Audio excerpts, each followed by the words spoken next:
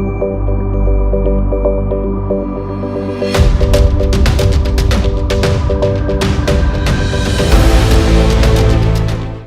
आप देख रहे हैं द एंगल। मैं हूं आपके साथ दीपाली माथुर। नजर डालते हैं इस वक्त की सुर्खियों पर। आरएसएस प्रमुख मोहन भागवत के लीचिंग बयान पर एआईएमआईएम प्रमुख ओवैसी का पलटवार, कहा ये नफरत हिंदुओं की देन।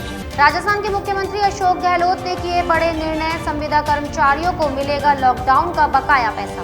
राजस्थान सरकार का बड़ा फैसला, विश्वविद्यालय के अंतिम वर्ष की परीक्षा जुलाई आखिर या अगस्त के पहले सप्ताह में होगी। राजस्थान के जोधपुर में भीषण सड़क हादसे में 6 युवकों की मौत। प्रधानमंत्री नरेंद्र मोदी आज कोविन वैश्विक सम्मेलन में अपने विचार साझा करेंगे। भारत कोविन मंच को दूसरे देशों के लिए डिजिटल जनसेवा के तौर पर पेश करेगा ताकि वे अपने कोविड-19 टीकाकरण अभियान को संचालित कर सके। कनाडा, मैक्सिको, नाइजीरिया, पनामा और युगांडा सहित करीब 50 देशों ने टीकाकरण अभियान के लिए डिजिटल मंच कोविन को अपनाने में रुचि दिखाई है। ये जानकारी हाल ही में राष्ट्रीय स्वास्थ्य प्राधिकरण के सीईओ डॉक्टर आर.एस. शर्मा ने दी थी। उन्होंने कहा था कि भारत सॉफ्टवेयर को निःशुल्क साझा करने के लिए तैयार है। राष्ट्रीय स्वयंसेवक संघ के प्रमुख मोहन भागवत के हिंदुत्व और लीचिंग पर दिए गए बयान पर एक नई बहस शुरू हो गई। इस बयान को लेकर एआईएमआईएम प्रमुख असदुद्दीन ओवैसी और कांग्रेस के वरिष्ठ नेता दिग्विजय सिंह ने आरएसएस प्रमुख पर निशाना साधा। एआईएमआईएम प्रमुख असदुद्दीन ओवैसी ने सिलसिलेवार ट्वीट कर मोहन भागवत को घेरा। ओवैसी ने ट्वीट में लिखा कि आरएसएस प्रमुख भागवत ने कहा कि लीचिंग करने वाले हिंदुत्व विरोधी इन अपराधियों को गाय और भैंस में फर्क नहीं पता होगा, लेकिन कत्ल करने के लिए जुनैद, अखलाक, पहलू, रकबर, अलीमुद्दीन के नाम ही काफी थे। ये नफरत हिंदुत्व की देन है। इन मुजरिमों को हिंदुत्ववादी सरकार की पुष्टपनाही हासिल है।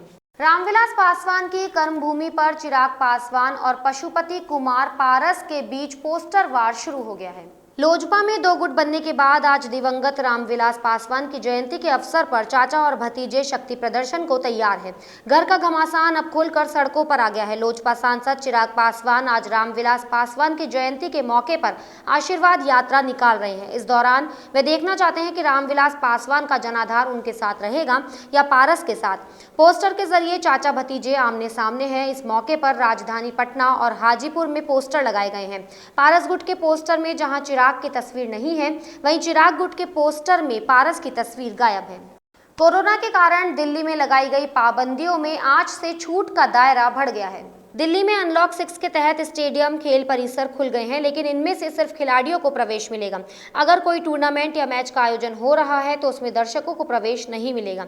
वहीं सिनेमाघर, थिएटर, मल्टीप्लेक्स संचालकों को झटका लगा है। दिल्ली में इन सभी चीजों पर अगले आदेश तक पाबंदियां जारी रहेंगी। मुख्यमंत्री अशोक गहलोत ने 3 फैसलों के जरिए प्रदेश के विभिन्न वर्गों को बड़ी राहत दी है। मुख्यमंत्री अशोक गहलोत के पहले निर्णय में जिला मुख्यालयों पर खोले जाने वाले इंदिरा महिला शक्ति केंद्रों के लिए प्रथम चरण में चालू वित्तीय वर्ष में बजट मद में उपलब्ध 6 करोड़ 67 लाख रुपए व्यय करने की मंजूरी दे दी है। इसके अलावा सीएम ने राजस्थान विधानसभा के भूतपूर्व सदस्य एवं कुटुंब पेंशनर नियम के प्रावधानों में शिथिलता देते हुए विधानसभा के पूर्व सदस्यों को 29 अप्रैल से 31 जुलाई 2021 तक की अवधि के लिए बिना अनुपलब्धता प्रमाण पत्र के निजी मेडिकल स्टोर से दवाइयां क्रय करने के प्रस्ताव को मंजूरी दे दी है।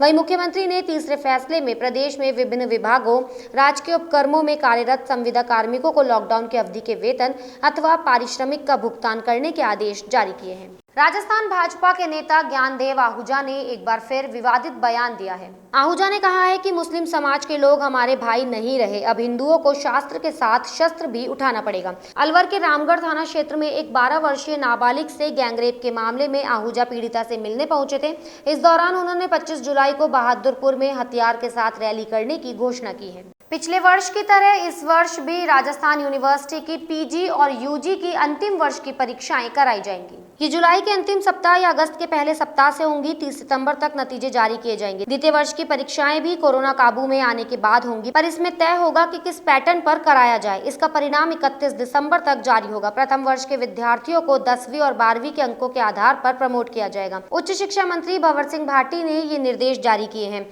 उच्च शिक्षा में 10 जुलाई से नया सत्र शुरू होगा और ऑनलाइन पढ़ाई होने लगेगी। गाइडलाइन तय होने से उच्च शिक्षा में अध्ययनरत 20 लाख से अधिक विद्यार्थियों को राहत मिलेगी। इस बार प्रश्न पत्रों में यूनिट की बाध्यता हटा दी गई है। परीक्षा की अवधि 1.5 घंटे रहेगी। 50% प्रश्न हल करने का विकल्प होगा।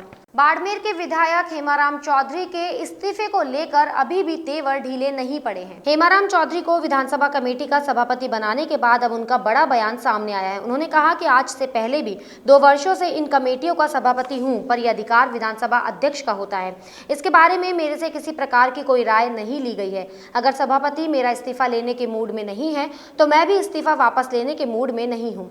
साथ ही कहा कि जब हम मुलाकात करेंगे तभी पूरी बात साफ होगी।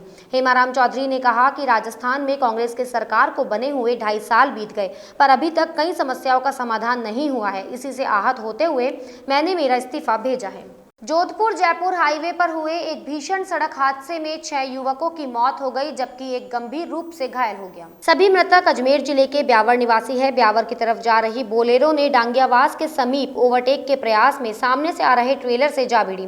तेज रफ्तार के कारण बोलेरो पूरी तरह से पिचक गई। 3 युवकों का घटनास्थल पर ही दम टूट गया।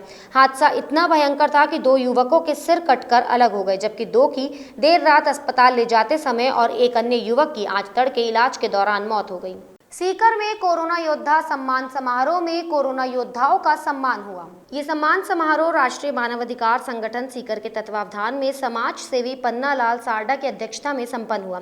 मीडिया प्रभारी पिंटू भारतीय ने बताया कि सम्मान समारोह में पद्मश्री जगदीश पारिक, राष्ट्रीय मानवाधिकार संगठन के राष्ट्रीय उपाध्यक्ष डॉक्टर अनिल चीपा, भामाशाह रामगोपाल सोढ़ा सहित बड़ी संख्या में लोगों ने शिरकत की। इस मौके पर चिकित्सक, शिक्षक, भामाशाह उद्यमी तथा उन सामाजिक कार्यकर्ताओं का सम्मान किया गया जिन्होंने कोरोना की दूसरी लहर में संक्रमितों की जान बचाई। कोरोना काल में मानवता को बचाने वाले कोरोना योद्धाओं को प्रशस्ति पत्र, स्मृति चिन्ह व पौधे भेंट किए गए। शेखावटी लोग पिछले सप्ताह भर से गर्मी और उमस से परेशान थे। दातारामगढ़ के बाशिंदों को उमस और गर्मी से जमकर हुई बारिश ने राहत दी। दोपहर बाद एकाएक चारों ओर काले बादल छा गए और तेज हवा चलने लगी। इसके बाद क्षेत्र में जमकर बारिश हुई, जिससे कस्बे में चारों तरफ पानी ही पानी हो गया। शेखावटी क्षेत्र के दातारामगढ़ में कुली, खाचरियावास, पचार, चैनपुरा, रामजीपुरा सहित आसपास के गाँव में अच्छी बरसात होने से किसानों के चेहरे खिल गए, वहीं मौसम खुशनुमा हो गया। बावड़ी के राजीव गांधी युवा क्लब के महात्मा गांधी सेवा सदन परिसर में टीकाकरण शिविर आयोजित हुआ। इसमें 18 से 44 वर्ष तक युवाओं को प्रथम डोज व 45 वर्ष से अधिक के लाभार्थियों को द्वितीय डोज लगाई गई। इस अवसर पर वैक्सीन टीकाकरण के लिए आने वाले आमजन, महिलाओं एवं बुजुर्गों को पर्यावरण संरक्षण का संदेश देते हुए वैक्सीन जरूरी, ऑक्सीजन जरूरी संदेश के साथ प्रत्येक टीकाकरण के लिए आने वाले लोगों को 2-2 पौधे निःशुल्क दिए गए। राजीव गांधी युवा क्लब के सचिव हेम सिंह सोलंकी ने बताया कि राजीव गांधी युवा क्लब संस्थापक अध्यक्ष शिवकरण सैनी की अगुवाई में पिछले दिनों वैक्सीन टीकाकरण शिविर आयोजित किया गया। सप्ताह के पहले कारोबारी दिन शेयर बाजार हरे निशान पर खुला। बॉम्बे स्टॉक एक्सचेंज का प्रमुख इंडेक्स सेंसेक्स 228.23 अंकों की तेजी के साथ 52,712.90 के स्तर पर खुला। नेशनल स्टॉक एक्सचेंज का निफ्टी 69.30 अंक ऊपर 15,791.50 के स्तर पर खुला। शुरुआती कारोबार के दौरान डॉक्टर रेड्डी के अतिरिक्त सभी शेयर हरे निशान पर खुले। तेल विपणन कंपनियों ने लगातार दूसरे दिन पेट्रोल के दामों में बढ़ोतरी की है, लेकिन डीजल के दामों में आज कोई बदलाव नहीं किया गया। तेल कंपनियों ने पेट्रोल के दाम 37 पैसे की बढ़ोतरी की है, जिससे जयपुर में इसके दाम 106 रुपए 64 पैसे प्रति लीटर हो गए। डीजल के दाम 98 रुपए 47 पैसे प्रति लीटर पर स्थिर रहे। तेल कंपनियों की इस साल पेट्रोल के दाम में ये 61वीं बार बढ़ोतरी की है। डीजल के दाम 59 बार बढ़ चुके हैं। इस तरह इस साल तेल कंपनियों ने 61 बार में पेट्रोल के दाम 18 रुपए 7 पैसे प्रति लीटर महंगा कर दिया है, जबकि डीजल के दाम 59 बार में 17 रुपए 59 पैसे प्रति लीटर हो चुके हैं। इस बुलेटिन में फिलहाल इतना ही। अगर आपको हमारा वीडियो पसंद आया हो तो हमारे चैनल को लाइक, शेयर और सब्सक्राइब जरूर करें।